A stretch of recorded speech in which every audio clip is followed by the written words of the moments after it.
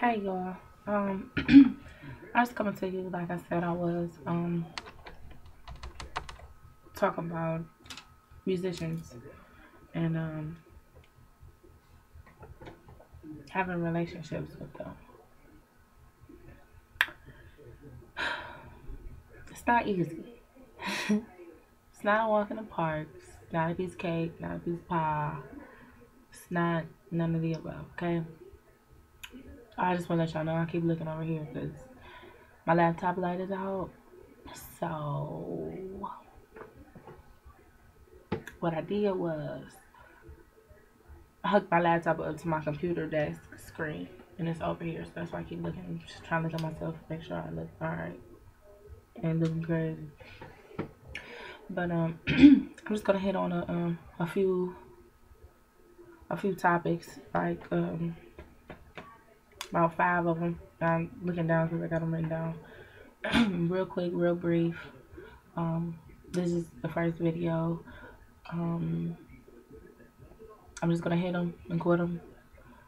We want to go back. You want to go back in depth on it and talk about it, or you have a question about it, or anything like that, which will continue the videos. Feel free to ask. I'm also going to create a group so we can get some of these relationships and these marriages that people are in with musicians and get their feed on it. Also, I've talked to a few musicians who have agreed to be a part of this. Um, I guess to let us know what is lacking of us females being compatible or being that one for a musician. Basically, that's what this is about.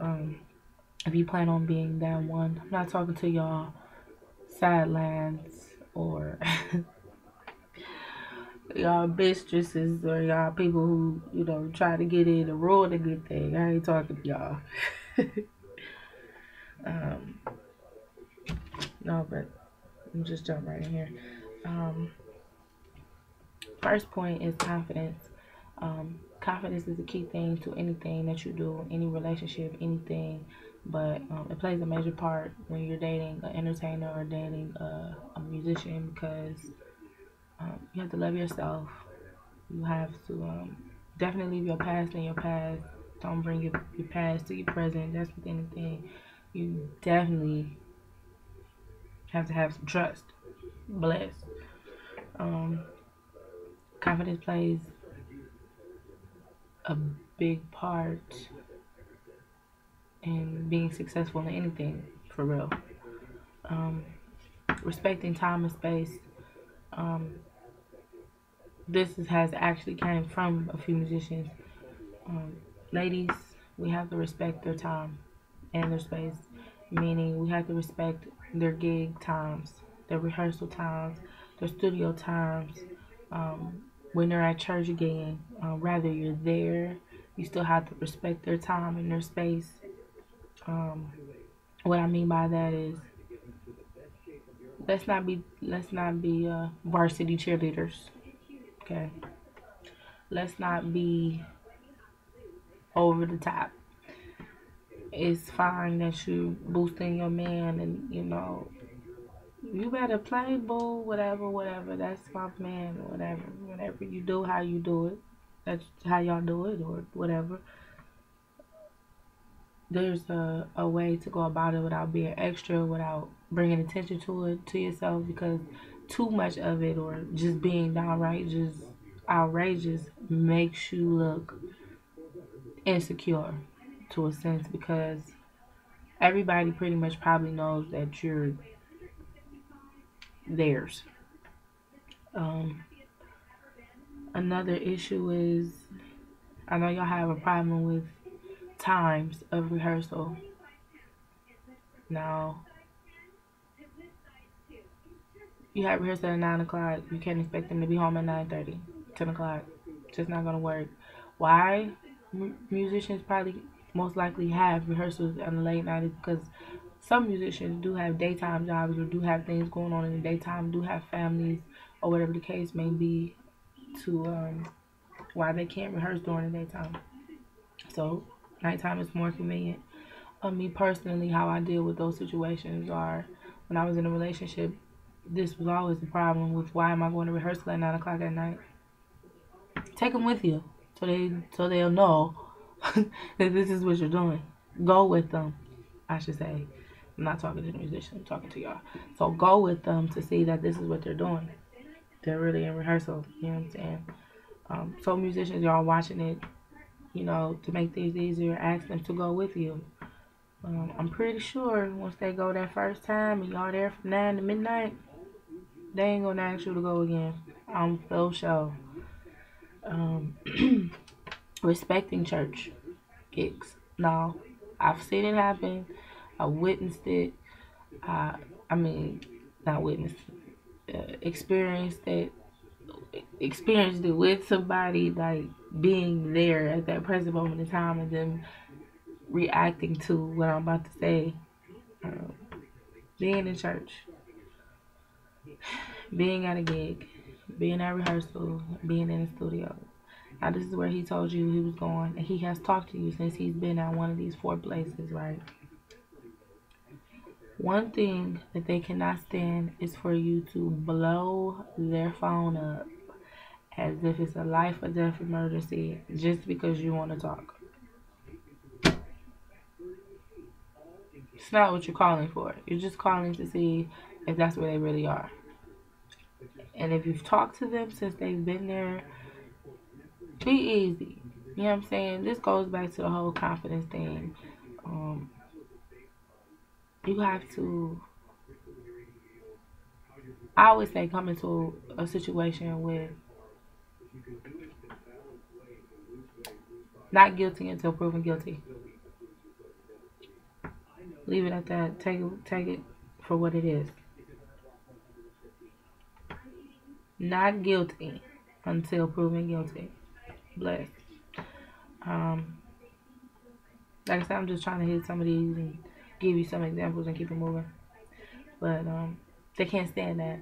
They can't stand y'all blowing their phones up or whatever the case may be. Don't do it. Pursuing a musician or a musician pursuing you, get an understanding of who they want you to know. This is with any relationship, but really with musicians, because nowadays entertainers have alter egos, and of course your alter ego is most likely what everybody gets to see, and it's very rare that people want to get outside of the alter ego to get to know who the real person is, because that alter ego is what's entertaining them and thinking that you got money or that you do have money, and all the fame and the fortune, all that stuff is that alter ego name, not who you really are. And most likely when a musician is pursuing you, they'll tell you who they want you to get to know by the introduction. So ladies, pay attention. Men, pay attention when talking to singers or female musicians, or females talking, you talking to females period, and males, females talking to males, vice versa, whatever. Pay attention to it. It's pretty evident in any conversation, in any getting to know anybody. They pretty much let you know who and what they want you to know, or where they want to put you at it, where you stand at. So the second point under that is recognizing the difference, and coming up with communicating on where you stand at, and going from there with it, which brings me to my next point of understanding your boundaries. You have to know your place in order to understand your boundaries and to make boundaries, but that's something that you and your significant other have to go through, and you guys have to set up, because you guys have to know what sets each other off, and what's appropriate and what's not appropriate. Of course, respect or anything like that. Just is something common sense that y'all need to talk about, or whatever. Understanding your musician is an entertainer. Understanding that is a number another number one thing, because you have to be able to separate it. Because if you don't be able to separate it, if you can't separate it, it's all bad. What I mean by separating, you have to remember that your musician is most likely the person that you fell for. What separates you is you, going back to what I'm saying, going back to what I said, you finding out what person you want to get to know. Whether you want to get to know the entertainer or you want to get to know that person. So that all depends on you. And once you know that, then that's where you go on and to be able to understand, to separate the two. Which goes along with setting boundaries. All that works together as one. Like I said, these are just some points that I'm hitting. It's not all of it. This is just number one. This is just an introduction. I'm talking. I'm getting down with the get down. There's a musician that's gonna be chiming in. I'm doing a group. We about to get it in. We about to have some successful marriages and some successful relationships for these musicians. We gotta get behind them, hold them up. Stop letting these them come in and ruin things and stuff. We got to get it together, because at the end of the day, entertainers need love too. All that temporary stuff, it gets old after a while. And like I said, speaking from experience, um,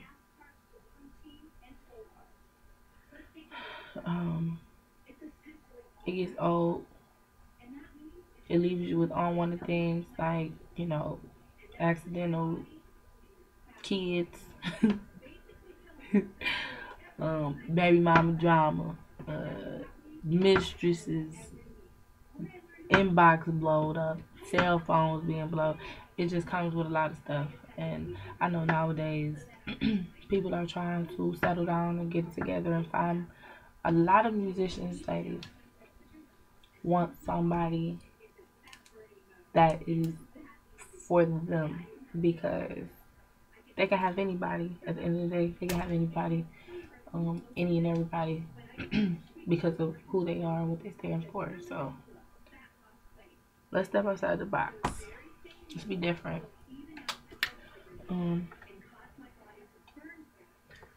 Like I said, this is just one of many. Like I said, we're going to get down with the get down. We're talking about it all. Baby mamas, like I said, baby mamas, mistresses, side mans.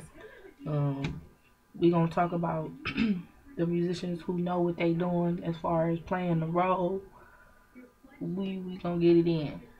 And I'm going to help y'all recognize what it is. And know rather to run. Per se, like I said, I've been there, done that. I've been the insecure chick. I done been the friend, the sister, hanging with the homies. I've been there, done it, done dated them, So I know. So if you got any questions or anything like that, hit me up on YouTube, hit me up on Facebook, click a picture on Instagram, write me a comment. Whatever, just get at me. I hope y'all enjoyed it for the most part. And like I said, this is just one of many. So see y'all next time. Bye.